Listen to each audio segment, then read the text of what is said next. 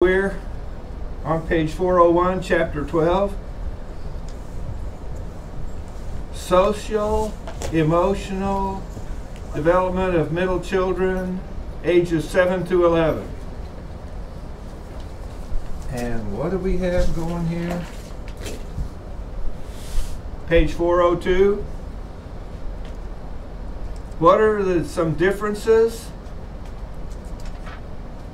among self-representations, self-evaluation, and self-esteem?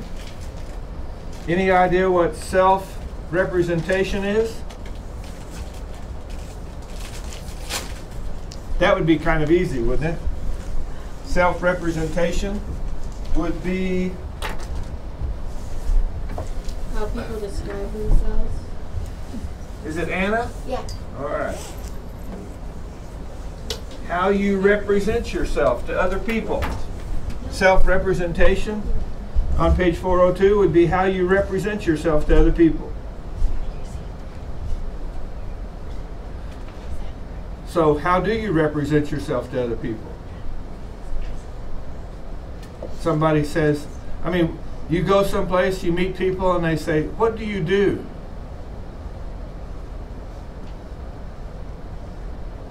Where did you grow up? Where do you call home? How do you represent yourself? I go someplace, somebody says, "What do you do?" I say, "I'm a teacher." I said that to an old retired guy the other day. He goes, "Oh man, like what a tough job you had." He was an electrician. I'm going, "Oh man, I'm amazed you lived long enough to retire. That electricity will kill a guy, you know." "No, not if you're careful with it." I said, "Yeah, it's the other people who die that aren't careful with it." How do you represent yourself? How does a 7 to 11-year-old represent themselves? Do you remember how you represented yourself to other people when you were 7 to 11?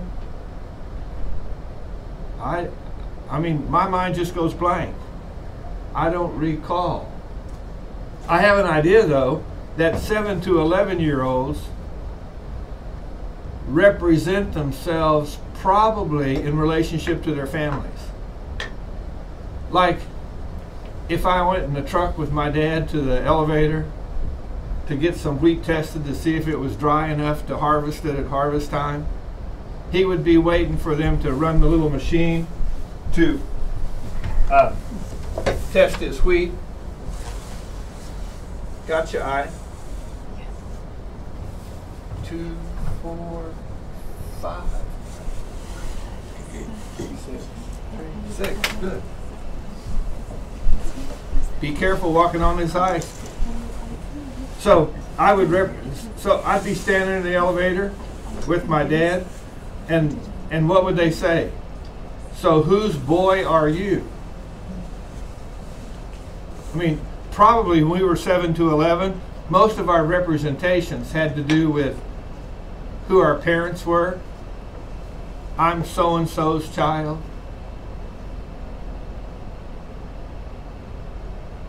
Or they might say, "Where do you live?" When I was 7 to 11-year-old, I remember meeting some cousins who would come out to our farm.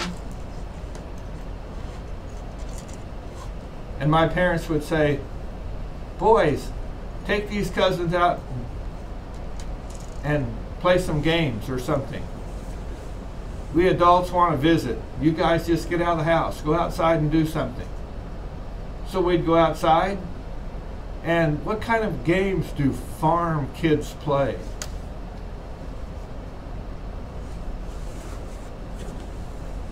Any farm kids here with favorite games from the farm? Hide and seek? King of the mountain? You go up on a haystack and dare people to come up and get you, and while they're trying to get you, you knock them down? King of the mountain. My city cousins didn't like any of those games. And they got outside and they said, "What's that smell?"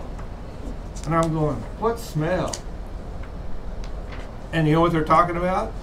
Anybody live on a farm where you have smells? But it smells like money to us, doesn't it? To our city cousins, it smells awful. And I go to town to visit them, and we step out in their backyard. There's no place to play hide and seek. There's no place to play King of the Mountain. And I step out there and I'm going, what is that smell? I mean, how many of you would agree cities just stink? One, maybe. See, us farm folks, we recognize, we smell money in the country, in the city, the car fumes, and the trash and the garbage. It just stinks. You go, well, I'm sorry, but that's just the problem with you country folks. And all of a sudden, so I represent myself as, I'm a farmer. I live on a farm. And I wanted to make sure when I went to family reunions, I didn't always like the shirts my parents made me wear. They made me wear these funny looking flannel shirts that my grandparents gave me for Christmas. That's why I give my grandkids money and tell them to go buy your own present, because I had to wear presents I didn't like. But I would wear my cowboy boots or my work boots or my engineer boots, whatever was popular at the time, to identify myself as I'm from the country.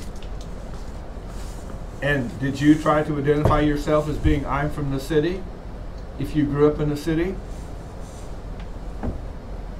Or did you identify yourself with some other group? I used to wear my FFA jacket every place I went. Anyone know what FFA stands for? Future Farmers of America. Future Farmers of America. And I took FFA for 4 years of high school because I thought I was going to be a farmer when I graduated. And guess what?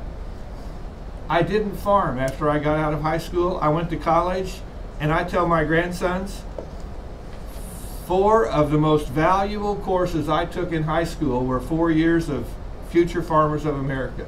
They taught me how to weld, they taught me how to fix things, they taught me how to mess with electricity, they taught me all kinds of everyday skills that you use all the time in life. So your self-representation, so when somebody says, so you're a teacher, then they say, where do you teach? And I say, Calvary University. They go, oh, you're not a teacher, you're a college professor. Well, I guess that's another name for it, but a teacher is a teacher no matter where they teach. And they go, how'd you become a teacher? And then watch what I say. This is what I say, my self-representation. How'd you become a teacher? Well, I grew up on a farm in Oklahoma. Now, why do I always feel compelled to mention that? Even to people from Kansas, Nebraska, and Texas. Because you know that the people in Kansas, Nebraska, and Texas are not going to be impressed that you're from Oklahoma, but I say it anyway. My self-representation is I grew up on a farm in Oklahoma. Now, why would I represent myself that way? Well, what's the next one? Self-evaluation. Do I consider growing up on a farm in Oklahoma a positive kind of experience? If I thought it was a negative experience, I wouldn't use it to describe myself. I just think growing up on a farm is a very useful kind of upbringing. And in fact, I raised 2 daughters in the city. And I said to my wife, I need to figure out things that my daughters can do in the city that were the same kind of things that we did on the farm that helped us learn how to work hard and be responsible. So I started giving them chores to do, things to do, and responsibilities, thinking about the things that farm life taught me that I could transfer to city life. And then my daughters, as they, not in 7 to 11, well, maybe a little bit in 7 to 11, they said, you know, Dad, all of my friends at school don't have to do all this work. I'm going, so who does that work at their house? They said, well, the mom and the dad. And I'm going, what? Did any of you grow up in a city where the kids didn't have to do anything? It's like they were somehow some kind of entitled person, and all the adults did all the work for them and waited on them hand and foot and took care of them and made them a priority. Were all of you given responsibilities? I think there's less work in the city. Like, you don't have a yard to mow. So what we did is we raked leaves. And raking leaves is hard work. And I taught my daughters to rake leaves. Now, granted, as they got a little older, after 7 to 11, when they got a little older, they go, it's not any fun. And I said, how about if I pay you for it? So I paid them $1 a bag for plastic bags of leaves they raked, or paper bags of leaves. They're out there just scurrying around. And you know, the paper bags stand about this tall that you get from the hardware. Well, they would fill them about half full because they were getting paid $1 a bag. And I thought, well, I didn't tell them how many leaves to put in it. So, you know, they're just enterprising young entrepreneurs. I'll just go ahead and, because they're out there working like beavers and raking up leaves and putting them in bags. And I thought, okay, so now they have 20 bags of leaves instead of 10, but that's okay.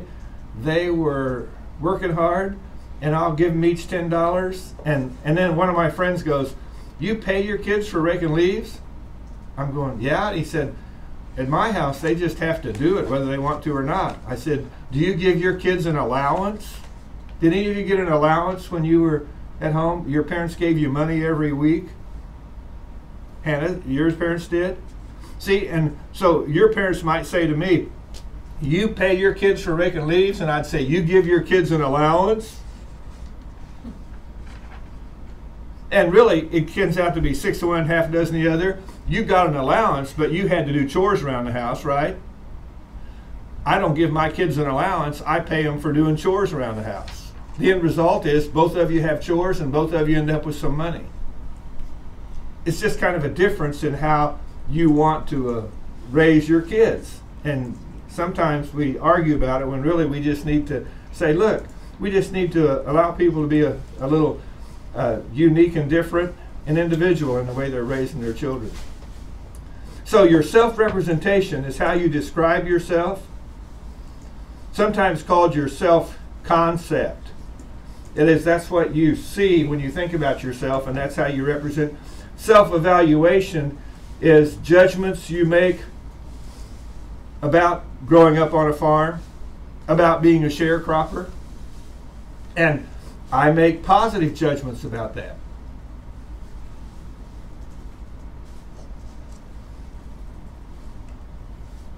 One thing my wife does say to me, because I have allergies and so I blow my nose a lot, and she goes, Tom, I just wish you would use Kleenex instead of these handkerchiefs that you carry around. She goes, you put them in the dirty clothes and it's gross. And I'm going, you know what's gross? She goes, what? I said, people walking around with a box of Kleenex. I mean, it's just a perception thing. And I just say, I'm not going to do that. And then I say, would you like for me to blow my nose like we did on the farm? And she didn't know what that was. So I showed her one time. That really grossed her out. I mean, when you work out in a field that's full of dust, your nose just gets full of dirt. So does anyone know what a farmer does? He puts his thumb on one side. Rocket. Yeah? A snot rocket. And he goes like that. And then he goes, and that's right. There's so much dirt in there, Micah. That's just exactly what it is. A snot rocket. You know, it's like, and it's like, yeah, but it's just like, hey, that's what farmers do to keep their nose clean, and the mucus in your nose and in your throat collects that dust so it won't choke you up. It just makes sense. But can you see where some people might be embarrassed about being a sharecropper, embarrassed about growing up on a farm? I have a cousin who, when I go to Oklahoma and we start talking about life, I don't talk about being a professor. I talk about growing up on a farm, and she says, well, not all the farmers in Oklahoma lived like you guys did. Some of us raised the bar a little bit. Now, you know what this cousin means by that, don't you? We were a little more civilized than you were. And I'm going, I think you were. There's no question you were much more civilized than us rowdy Bonine boys. But see, can you see by the way I say it, rowdy Bonine boys? You would maybe use that, she would use that in a negative way. I would use that in a positive way. You bet we're rowdy. You want to mess with us? Come on. And it's just like, no, no, no. And so basically, what we need to help kids do is learn to develop a positive self-representation, a positive self-evaluation. And if you have a positive representation, if you feel positive about who you are, and if you feel positive about the evaluations of who you are, then the self-esteem, and the book says that's the emotions that people feel about themselves, you're going to have positive feelings about yourself. If all we need to do with the 7 to 11 years old is just watch them long enough to find out what they're good at, and then just keep complimenting them for how good they are. When our children were this age and we would go to a restaurant, we would sit down to eat, and I would ask for them, and they would give a menu to my wife and I, and I'd say, our girls would like to have a menu too. And so they would give our girls a menu. And I actually said to our daughters, you can order anything that you like on there. And one time, we were out in the middle of Kansas on our way to Oklahoma, and we stopped at one of these restaurants out in the middle of nowhere that serves farmers and truck drivers. And one daughter ordered a fried chicken dinner, and the other one ordered a chicken fried steak. And the lady looked at these two little girls and said, she looked at me and she goes, that chicken fried steak is like this big around. And I said, it's okay if that's what she wants. And it's like, and that's a half a fried chicken. I said, it's okay if that's what she wants, bring it to her. And she said, what will you have? And I said, I'll take a chef salad. And my wife ordered, she said, I'll just take a side salad. And the lady goes, oh, I see what's going on. Your girls aren't going to be able to eat all that, so what they can't eat, you're going to eat the rest of it and make a meal out of a salad. There you go. Because we wanted to have our girls have the experience of ordering stuff. And I remember when they were this age and they brought this big old plate of food to the table, the first thing they go, Dad, I don't think I can eat all this. I said, that's okay, I'll help you. But you can't eat, I'll finish off at the end. And they would be eating away and being on their best behavior. And the waitress would come by and say, what beautiful children you have. Now, why would they say beautiful children when all they saw there were just two little girls? Now, my wife had fixed their hair and dressed them up, but two little girls who were just practicing good manners. And every time they would say that, when I'd say, what do we say, girls? Did any of you ever hear this? Beauty is as beauty does. None of you heard that anywhere? When I went to grad school to work on my master's degree, I was in a classroom with a whole bunch of people who were teachers who were working on master's degrees. And most of them were women. And they were well-dressed women. And they had nice hairdos. And they wore nice makeup. In other words, they were, what did that waitress say? They were attractive women. And then we would take a break in the class, and we would step out in the hall to take a break, and some of them would pull cigarettes out of their purses and light up and start smoking. And I'm going, I mean, is this okay to say this? Women who smoke look ugly when they're smoking. Don't they, Micah? Yeah. Yeah, I mean, it does not enhance their appearance. And then they light up and start talking to each other, and the words coming out of their mouths, I'm telling you, Micah, I've been around the stockyards listening to a bunch of farmers talk, and the men, where there were no women around, didn't talk as foul and filthy as those women were. And I went home and said, Nina, this is hard to believe, but I'm in class with a whole bunch of people who are teachers in this city, and not all of them, of course, but there's quite a few of them that are just plain ugly in their behavior. And I thought, they don't even realize that. In fact, some of them think they're being cool to smoke, and they think they're being cool to use all that foul language. And it just isn't becoming. In fact, I told you I grew up in a non-Christian home. My dad wasn't a Christian, but here was what my dad said about people who use foul language, filthy language, dirty words.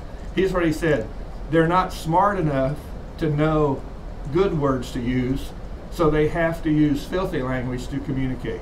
So he always gave us the impression that intelligent, sophisticated people didn't talk like that.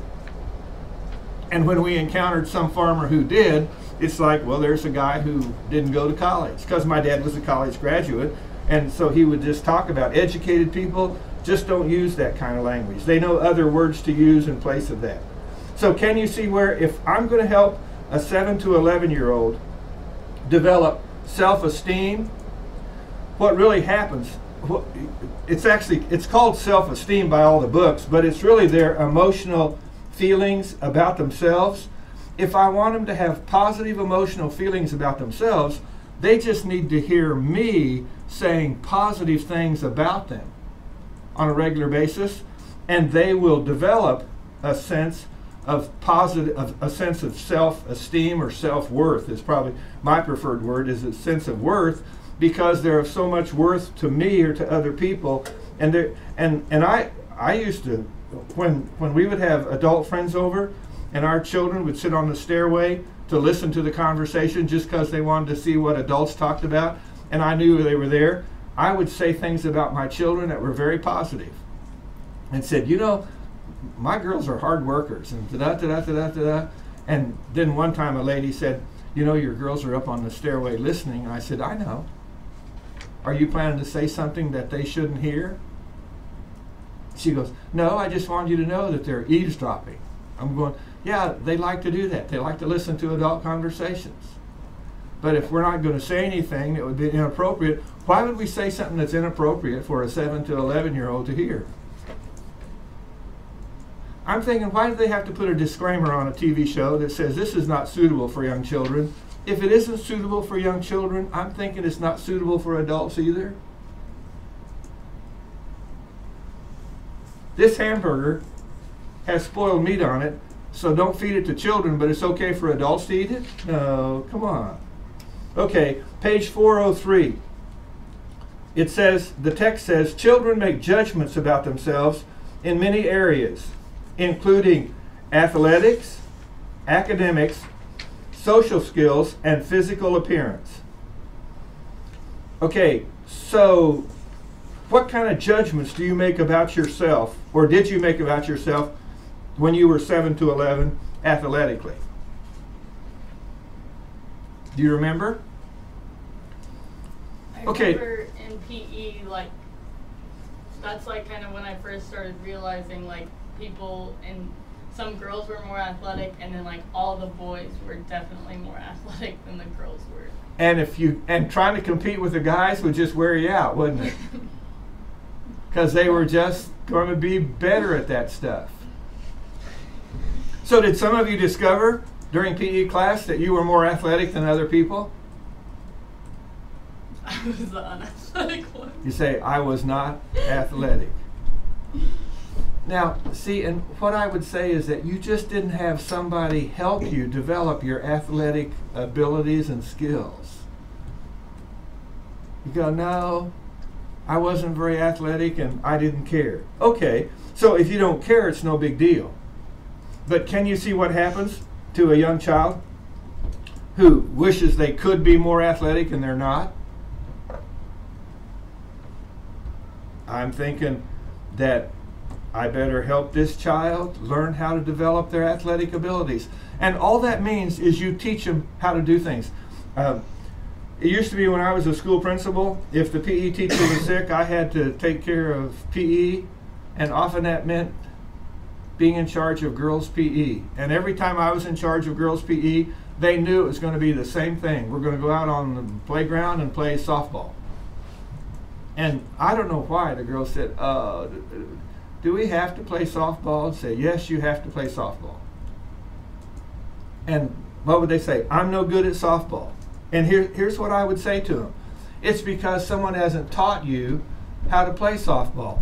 And when they say they're no good at softball, okay, have any of you ever stood in the batter's box where everybody's watching and they throw a softball to you and you swing the bat and miss it? Okay, did anyone ever tell you how to make sure you hit the ball when you swung the bat? The books will tell you. You keep your eye on the ball. Your body is so coordinated that if you keep watching the ball the whole way and just swing the bat will hit the ball. Don't swing it hard, just push it out there and it'll go where your eyes are looking and it'll hit the ball. And I would have girls who had never hit a softball in their life when I was in charge of PE, and we would go out there and they would swing the bat and it would hit the ball and the ball would bounce kind of down between either the pitcher and first or the pitcher and third, and they would go, oh, I hit it, and they're just standing there all excited. I'm going, run to first. Oh yeah, they'd start running down to first base, and they didn't care if they got thrown out. They were just elated that they hit the softball. And I'm telling you that if you do your homework and study the prerequisite skills that children need in any kind of athletic exercise, you can teach them to have a certain level of competence athletically. I mean, that's why when I came to Calvary and they made us play all those different sports and read all those books on the skills needed to do certain things, I still, to this day, I can go to a camp to speak somewhere. We can go out and play volleyball, and I'm tall enough to where I get up next to the net. I know that if somebody hits the ball and it just barely comes over, I know how to jump up and twist and hit the ball real hard to where even if somebody's there, it'll smack them in the face, because with the twisting motion, they don't know where it's going. You know what I'm talking about? And I know if I do that, I'll throw my back out and be laid up for a week or two. So I don't play volleyball anymore. But you understand, I developed some athletic skills by just taking PE classes taught by people who said, I'm going to help you develop a level of competence. Well, now, what about academics? Okay, I wasn't good at spelling, but who cares? Now, why would I say who cares if I'm not good at spelling? Autocorrect. Because I've got other places to go to get help with spelling. But I am good at fill in the blank. What was I good at in 7 to 11? Same thing I'm still good at, math. So what you need to do is say, I'm going to help this child find one academic skill that they can excel at. And, by the way, when my grandson transferred from a public school out in the country to Summit Christian Academy, his grades were kind of low, and his mother said, what's going on? And I said to my daughter, I said, Holden was teaching him how to get out of high school and go to work in town at the elevator, the grocery store, the gas station, or go back to work on the farm. Summit Christian is teaching him how to become a leader in America and maybe run his own company. You understand? They raised the academic level, but guess what? He took an art class and discovered that he could draw pictures that were just amazing. So while he was struggling academically in a lot of the more rigorous subjects, I could commend him for his artistic ability, and that would take care of that part of his self-representation or self-evaluation. I'm not very good at these other things, he would say, but I'm good in art class, and I would talk about how valuable that was. So basically, find some academic area where a person excels and then help them get better at it and commend them for it. What about social skills? What do you do with a 7 to 11-year-old who's just so shy and reticent? Well, let's see. When my daughters were that age, no, one of them was very social skills, she's off the chart. And the other one, social skills, her social skills were such that when the teacher told them to go out for recess, she would ask if she could stay in and clean the chalkboard and do the bulletin board. And the teacher said, don't you want to go out and play? And she said, no, the boys don't play fair. And it would bother her. And she would come home and talk to me about how unfair the boys were and how they would cheat at every game they played and da-da-da-da-da, you know, and go on. And so I thought, you know, the way to help her develop social skills, and I don't know, we did it all the time. We told her to invite her friends over to spend a weekend for a slumber party. And my wife would cook these marvelous meals, and they would all have their sleeping bags strung all over the house. And the kids would go, wow, we had a great time. So the one who had social skills, you didn't have to encourage that. The one who doesn't have it, you say, let's just find ways to improve their social skills by inviting all their friends to our house for a slumber party. Or if it was a guy, we'd probably go camping, sleep out in the yard. Although I know how that goes. My grandsons want to camp out in the yard and sleep all night. So I put my hammock up out there and I climb in it and I cover up with blankets to try to stay warm. And then I wake up the next morning all stiff and sore and cold, and I'm looking, and where are the grandsons? Oh, they got up in the middle of the night when it got cold and went in the house. What's that all about? But I play sports with them, or I used to anyway, and they always beat me and I let them win, and I couldn't help it anyway. They're going to beat me 2 against 1, but they just developed this bond with each other, and they still tell stories about beating up on Poppy, playing basketball, kickball, football, didn't matter what we're playing. What about physical appearance? Well, the book says this: physical appearance consistently shows the highest correlation with overall self-esteem. From childhood through adulthood, for males and for females, for ethnic groups in different countries, Ireland, Australia, Greece, Japan, the US, the cultural emphasis on physical appearance takes its toll most strongly on girls. So you girls suffer more than the guys do, but let me tell you something. And when we get to Dobson's book, when we finish this book and go to the next book, Dobson talks a lot about this. And I'm glad he does, because we have a responsibility to take every 7 to 11-year-old we know and let them know that in our eyes, they are beautiful people. And they need to hear that from us, because they hear from a lot of other places that they're not as attractive as they should be. And I say, some of those beautiful people, when they open their mouth, become ugly by the way they talk. And or some of those attractive people, and some of those attractive people, when they pull a cigarette out of their purse and start smoking it, look ugly. And I'm thinking that you can be very attractive by the way you behave around other people. And what are 3 magic words that will make you an attractive 7 to 11-year-old? We talked about them the other day. May I? Please. Please and Thank you. thank you. And what they'll hear is they go someplace and they go, thank you, thank you. My, what a beautiful child you have. I mean, people will say that because you've taught them to be well-mannered. And because physical appearance is such a huge thing, my job as an adult is to take 7 to 11-year-olds, in fact, to take people of any age and tell them how beautiful they are.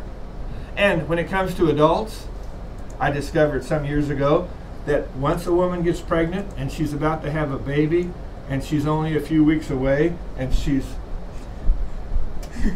walking around with this big old belly, that invariably they say, I feel ugly. And I just make it a habit of telling pregnant women at church, I said, you know what's cool about seeing a woman who's about to have a baby at church? And they go, what? And I'm going, and it's true.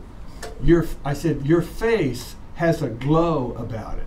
You know, kind of like those pictures of Mary paintings with that little halo around her face. I said, it seems like God just puts a radiance on the face of a pregnant woman.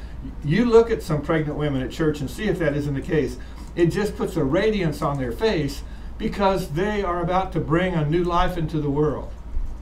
And that radiance is far more valuable than whether they lose that big tummy or quit waddling like they were doing. But basically, just make it a habit of commending people for being well-groomed, being well-mannered, being thankful, being thoughtful, being polite. And that will go a long way to help register with how they appear to other people. Okay, how can we help people develop positive self-evaluations? That's on page 404.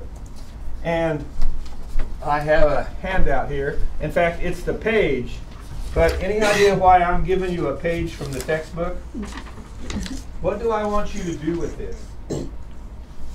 Any idea what I want you to do with this page? It's right out of your textbook.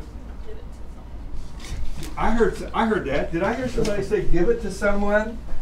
Give it to someone. For the people online, I'm going to upload this under files so you can download it. Well, and you can do it too. You can download this page and attach it to an email and send it to somebody. I mean, if you know somebody who has a young child, how helpful would this be for some friend of yours with a 7 to 11-year-old to get this, say, hey, I just studied this in a class I'm taking at Calvary University, and I thought you might like to read what this says about fostering positive self-evaluations in your children. Look this list over. See all those little bullets? Early caregiving promotes a secure emotional attachment. 1, 2, 3, 4, 5, 6. Of those 6 things, which one do you like best?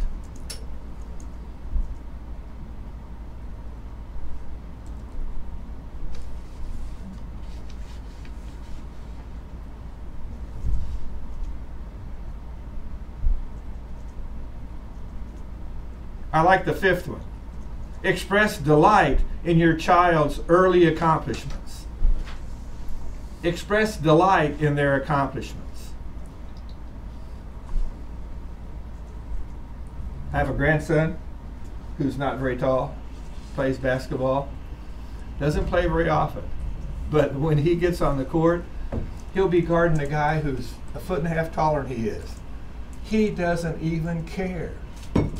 He gets right in that guy's face and puts his arms up so that when the guy, because he's taller, he thinks, what, I can shoot over him? And he does, but because his hands are up there waving around, he shoots and it bounces off the rim. And I say to my grandson, now that's good defense. I mean, I just think it's neat to express delight in people's accomplishments. Any of those that you like? Those 6 things listed there?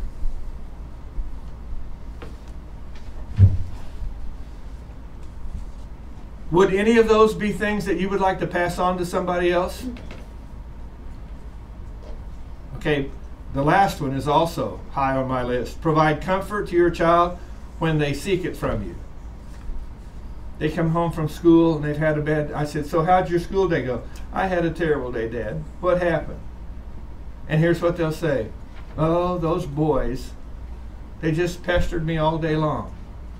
And I said, give me their names and I'll find out where they live and I'll go over their house and make their life miserable. That's what I said. I told my daughters that. And they go, no, Dad, that would just make it worse. I said, yeah, if it's worse for you, then it'll be worse for them, and we'll just keep upping the ante till they can't handle the heat. Because I know how to bring it on. Remember? I'm one of those Bonine boys. And then my daughters would say, Dad, that would be wrong to do that. I said, well, that's what they get for messing with my daughter. And somehow, when we had that conversation, she goes, well, it wasn't as bad as, she said, I feel better about it now. You understand? Just knowing that I was going to wring that guy's neck for messing with you, even if I really wasn't going to do it, just that I wanted to, just gave her some comfort. And I just think that we need to look at things like this and say, this is stuff I can do to help foster positive self-evaluations. Okay, let's go to the next one. Provide positive support and encouragement.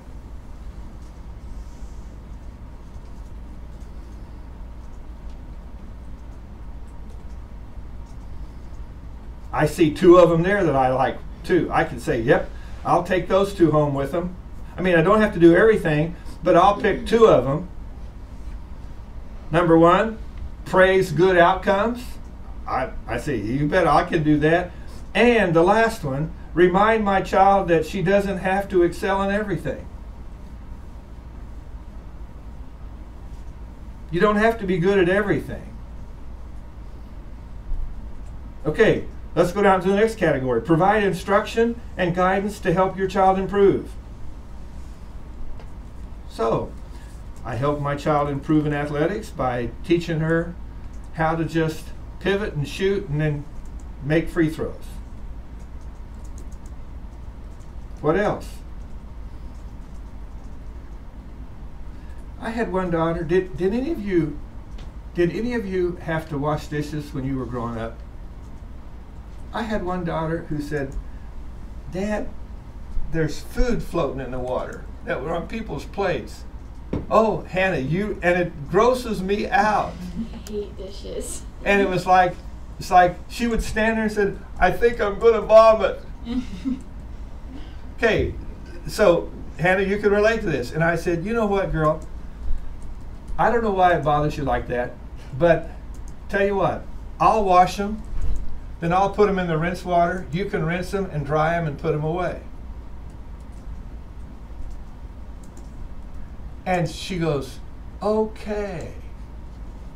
Now, after a while, do you understand what happened after a while? And I'm doing that, and after a while she's thinking, when her sister does the dishes, her sister just does it all. But when I do it, Dad has to help me. So what does she start working on doing? On her own. Learning to put her hands in that water with food floating in it without feeling like she's going to vomit. And I'd say, you know, if you start it and it starts to make you sick, just call me. I'll be glad to help. And I'd come in and help her finish it. But you understand what's happening? Is that I'm just helping her work through this. I don't know why she felt that way about it, but she did. And it's just like, hey, I'm just going to help her work through this.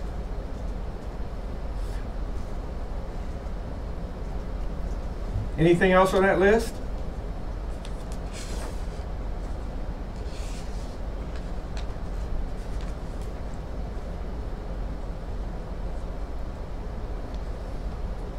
I like make teaching interactions as pleasant as possible. Here's what I like about teaching math.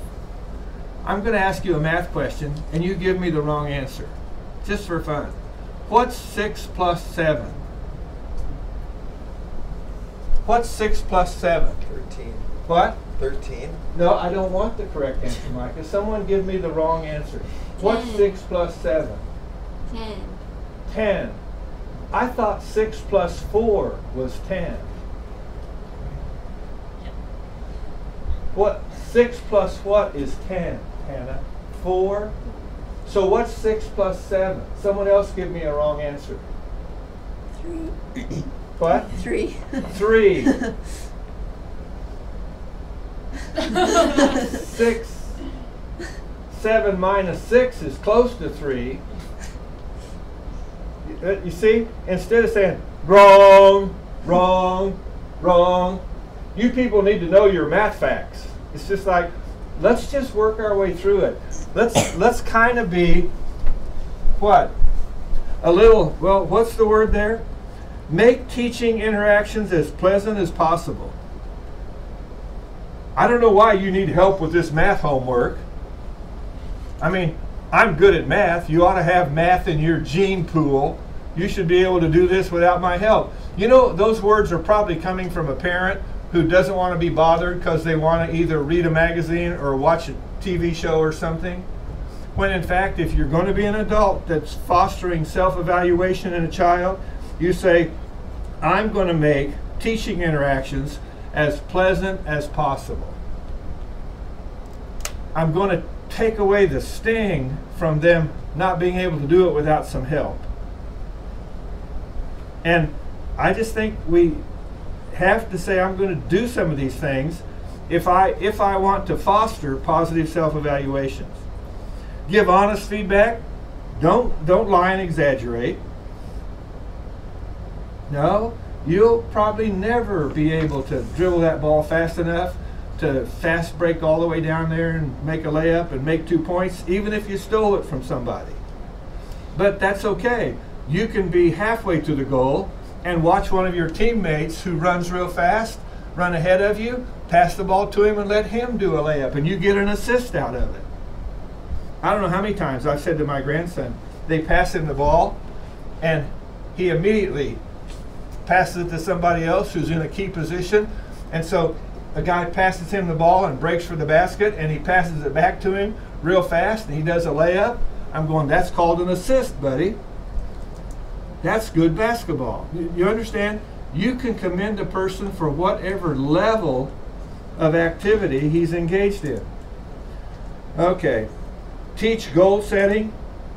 Now, see, I think that's a good idea, but I'm not a big one on setting goals in life.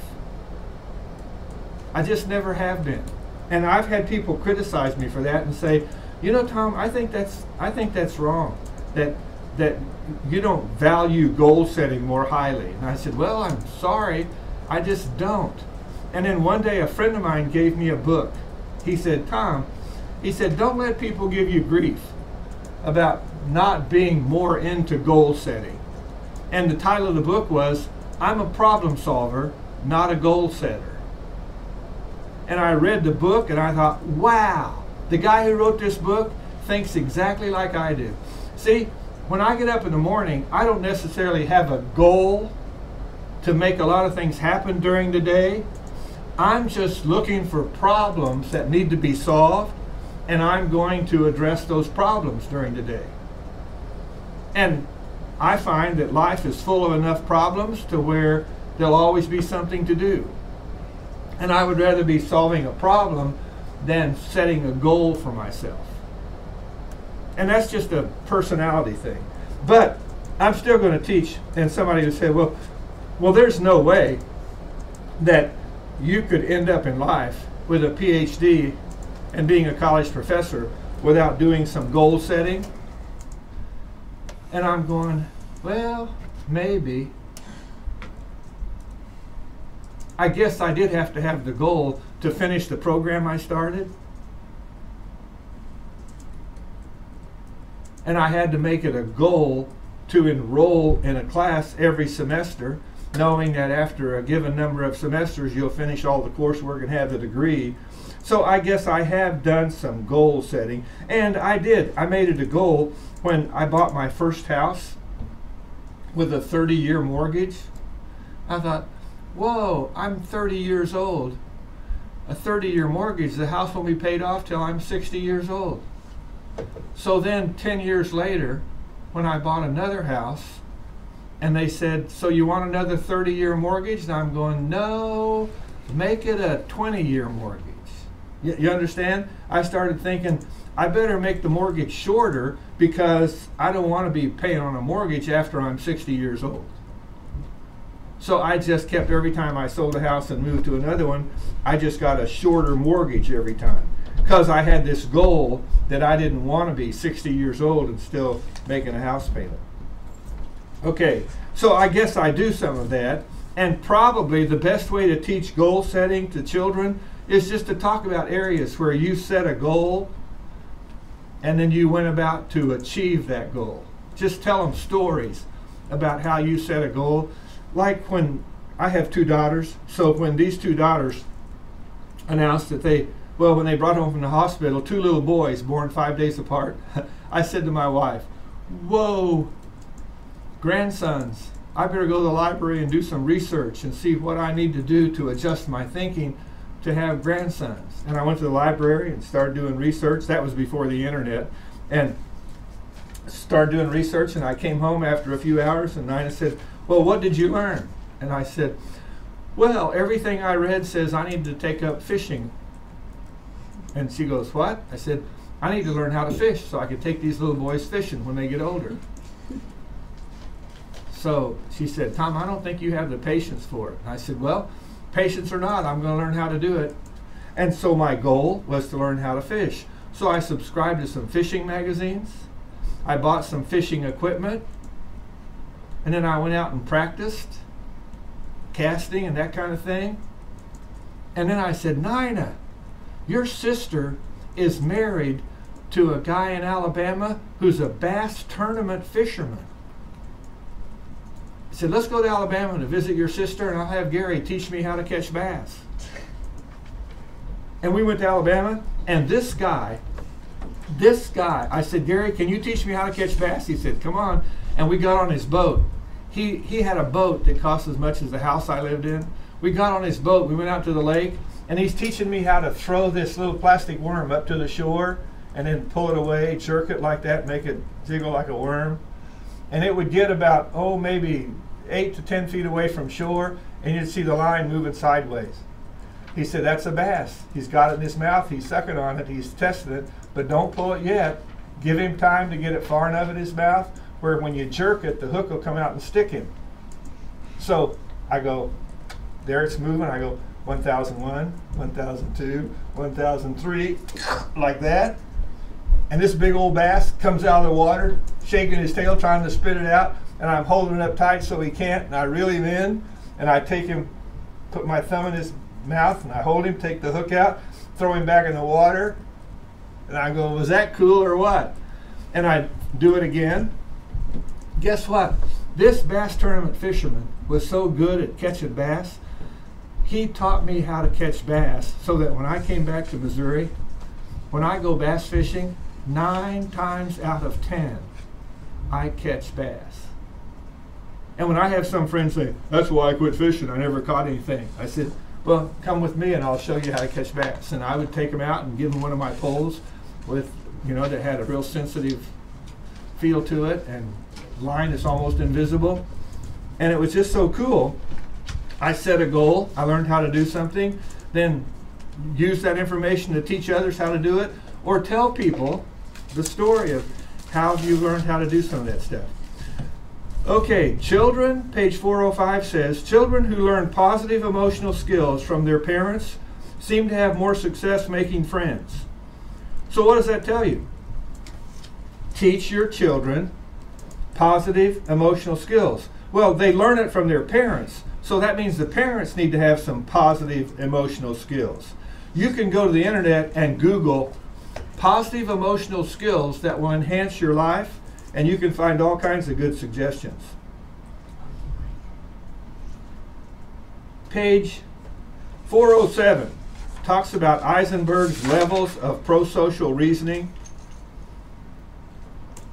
Are you ready for this? Girls are more likely to seek and receive help than are boys.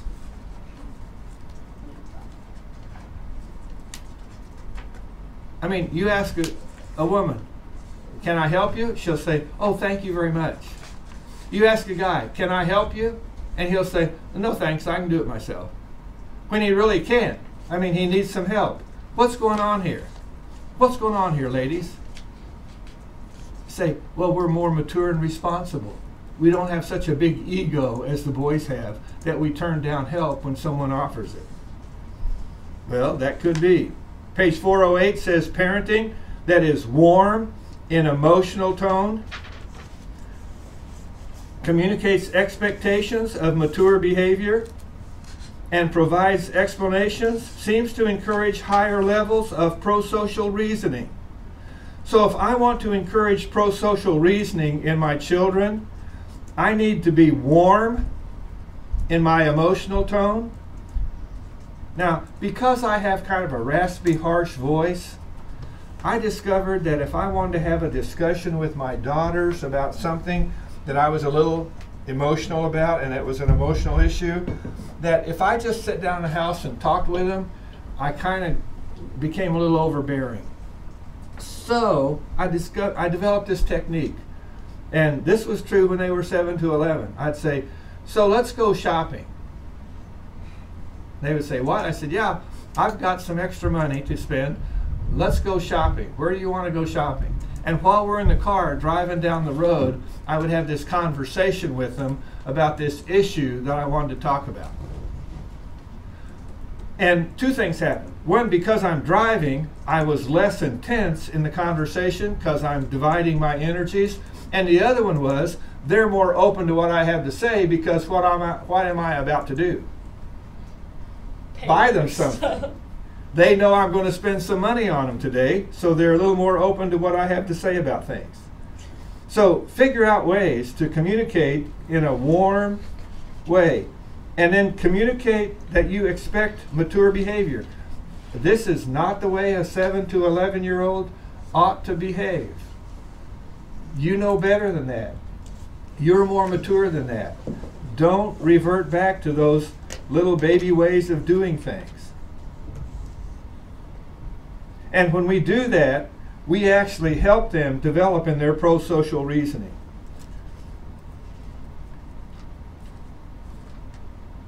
How can we help aggressive, defiant, and disorderly children? Page 408 and 409. What does it say on page 408 and 409? Let's turn over there.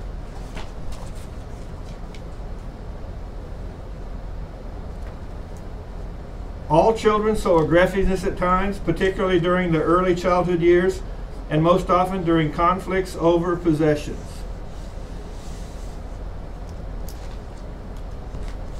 So what can we do about it? How can you help these children? Some children are at higher risk for aggressive behavior than others, on page 409. Cultural conditions can encourage aggressive behavior.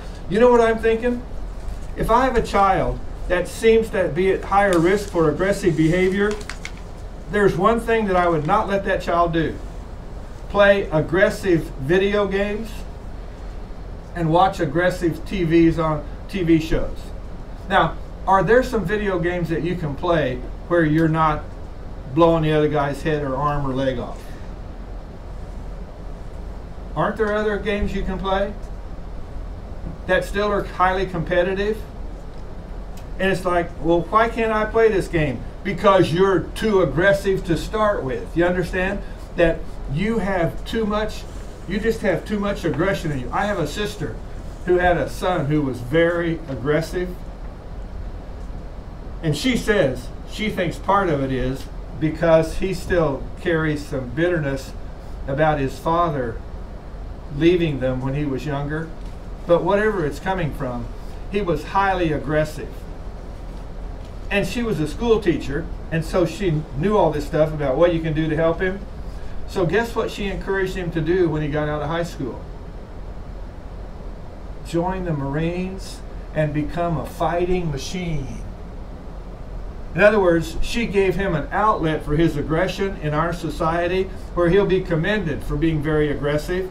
And wouldn't you know, he fell in love with the Marines and made a career out of it and moved up pretty high in the ranks because he had what it takes to be a fighting machine.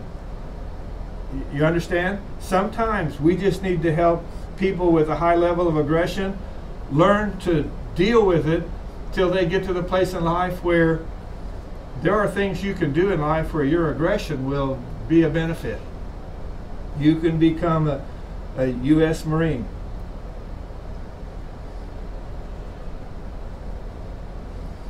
It also says here, exposure to community, domestic, and peer violence increases the likelihood of aggressive behavior. So that means I better supervise community, social interactions so that I stop aggressiveness before it goes anywhere. Okay. I think too, as I think about this young man when he was younger and his brother, that his sister would come to our house a lot just to visit so they could hang out with me. And I think really what happens is that boys who are aggressive just need to have a good male role model that teaches them that, yeah, sometimes I feel like punching somebody in the face too, but I don't do it, and here's what I do to handle it. Page 411 talks about children and divorce and how divorce affects children. And are you ready for this? There's a reason for calling it a broken home.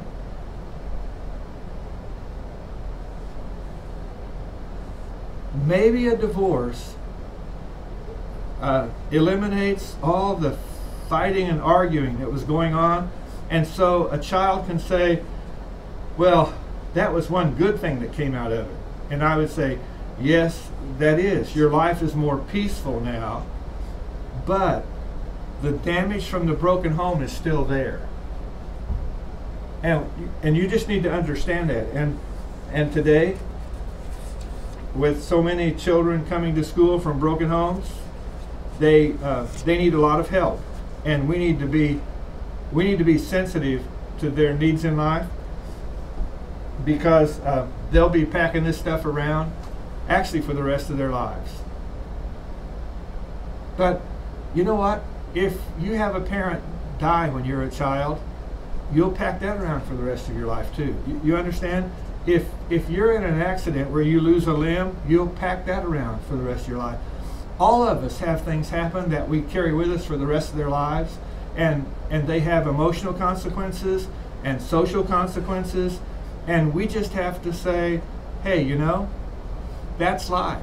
And of course, what we Christians have going for us is that no matter what happens earlier in our lives, God's grace is sufficient.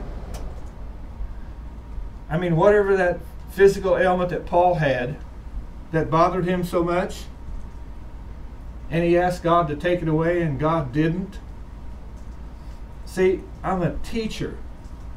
And if there's one thing a teacher wishes he didn't have, is sinus problems, where he keeps reaching back here and soaking up the water that runs out of his nose. And it's like, Lord, could you take this away? And he says, nope, it's not going to happen. I try different medications. Some work better than others. I have to change them from time to time. But it's just like, you're just going to have to learn to live with that. And that's just going to be one of the things that you'll carry with you in life. And you'll be known as the professor who's always blowing his nose. So it talks a lot about divorce here. And page 415, factors that explain the effects of divorce.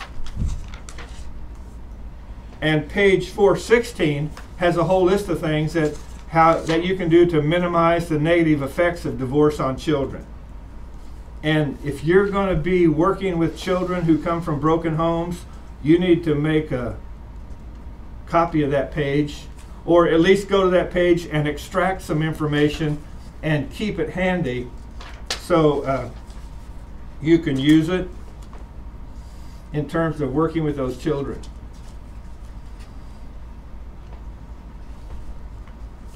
On page, where is it? 421. They talk about something here that I think is important. So I'm going to give you another handout for that one. And for the people online, I'll be sending this to you as well. It'll be an attachment uploaded to files.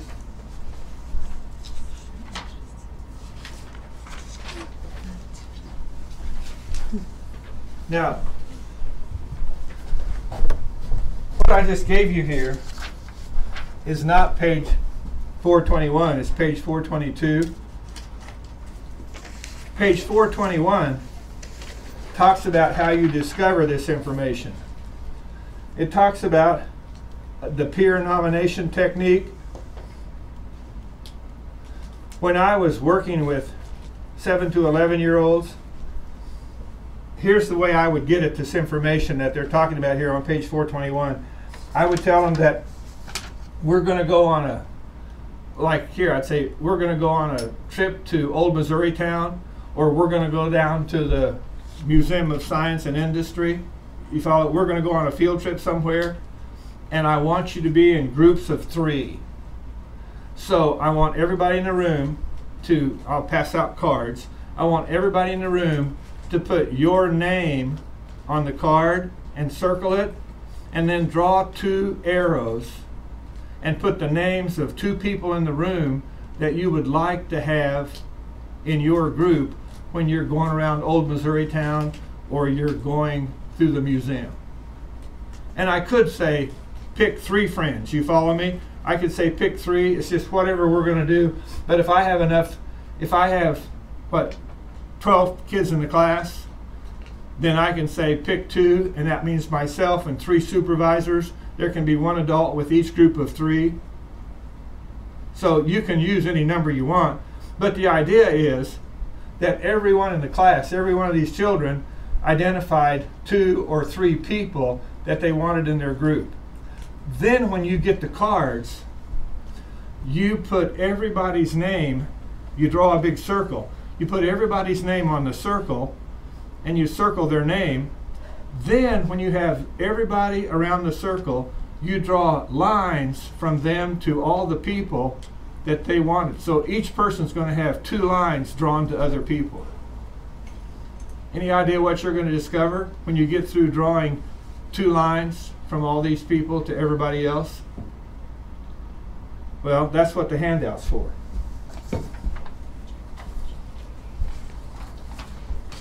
It'll break your heart. There will be 1 person in the circle with no lines coming to them. Nobody wants them in their group. And it will. I mean, doing this exercise will break your heart. And they're just completely rejected by everybody.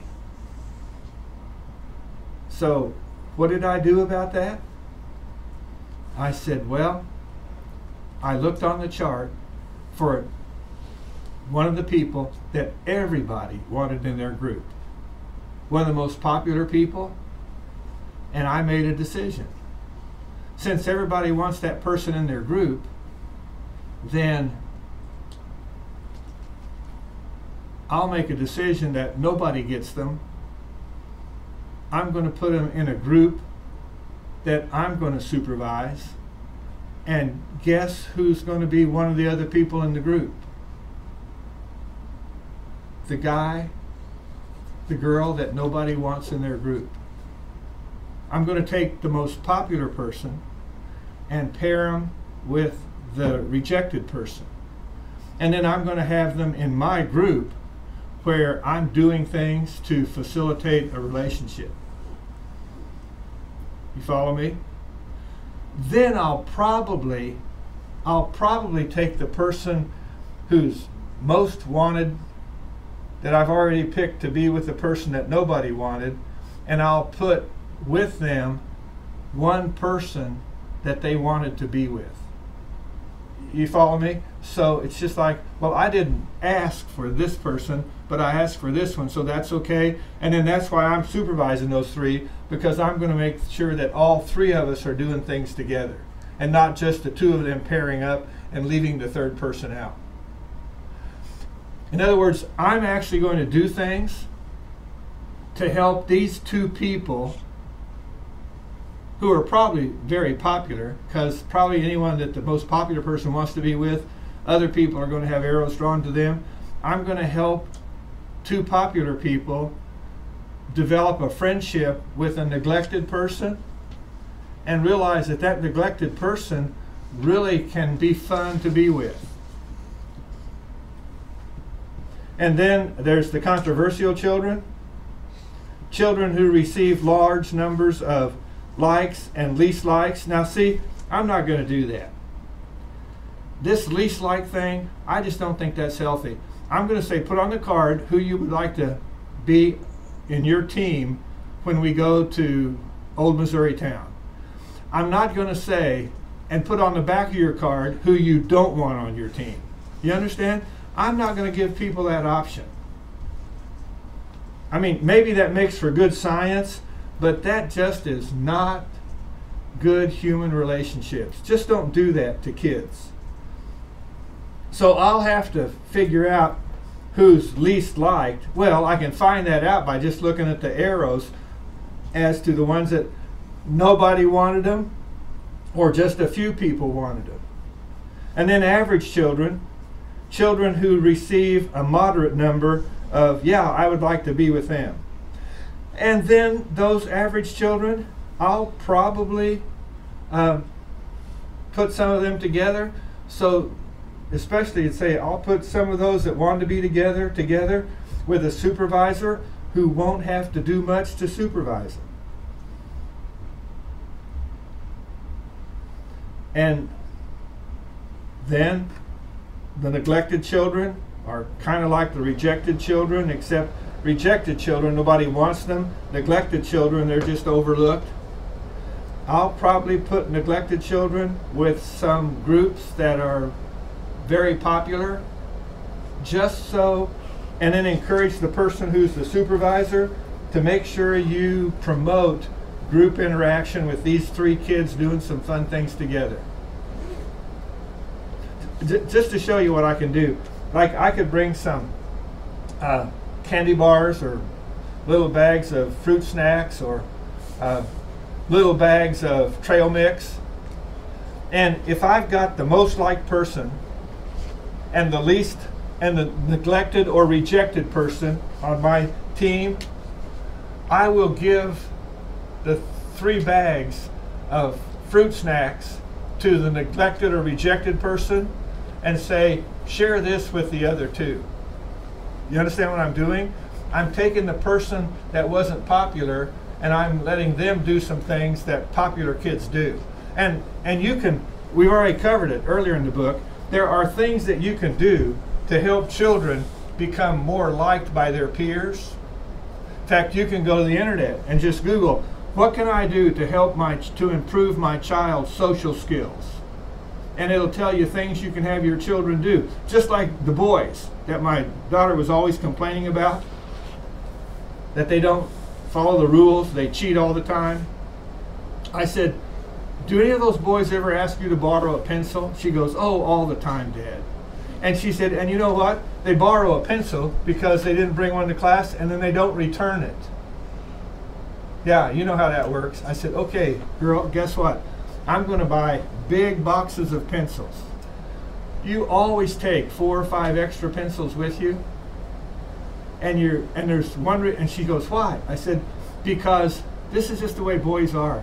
They just don't think. They're just not very smart. And I would just denigrate them, to her, so she would feel comfortable about how she felt about them. But I said, but the thing is, it's just boys. I mean, I was like that once too. You were, Dad? Yeah. I said, and you know what? It would have been nice if there had been some girl in the class who just would have given us pencils and never expected them back. And so what happened is, she became the girl in the class who, any boy who forgot a pencil, he could go to her and said, do you have an extra pencil? And she would go, yes, and she would pull it out and she said, you can just have it. Any idea what happened? The girl who couldn't stand boys because they cheated, broke all the rules, and were rough and rowdy, they all thought she was one of the neatest girls in class. Why did they all like her? Because she's giving them pencils.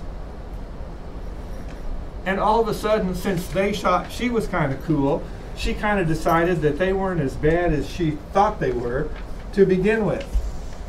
So I'm just telling you, there's some things you can do to promote this stuff. On page 426, it talks about promoting achievement motivation. This morning, I had a whole bunch of people in cold, icy, slick weather show up at 8 o'clock to study math. How cool is that? I mean, they could have stayed in their dorm and watched the video for math, but they wanted to come to class and have the interaction of working math in class. What can we do to promote, and the benefit of being there is if you're hung up on something, you can ask a question.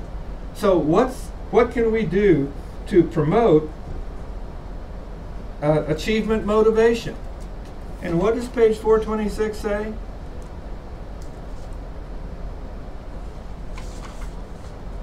Mastery orientation. Help them learn to master things.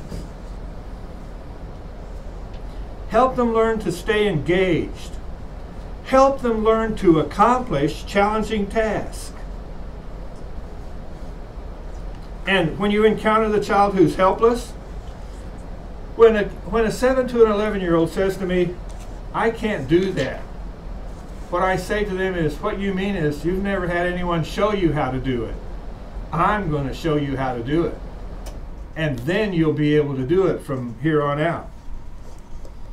I mean, a little kid comes over to our house and he says, and he sees all the other kids riding these bicycles up and down that I bought at the thrift store, and he says, I can't ride a bicycle. I said, what you mean is no one's ever taught you how to ride a bicycle. I have a special bicycle just for learning to ride. Let's go get it. And it doesn't have the pedals on it. He gets on the bicycle and we roll down the hill and I help him move around. And I said, just put your feet down and push yourself like a scooter till you feel comfortable being balanced and letting it roll down the hill.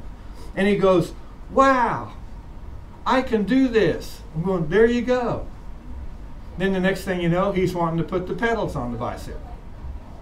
So I get the pedals and put them on there and let him use the pedals to ride the bicycle. So I really think the best way to promote achievement motivation is help children learn to achieve things. The more successful you are at doing something, the more willing you are to try something else. Well, looks like we're out of time again, so we'll stop and do the next chapter on Monday.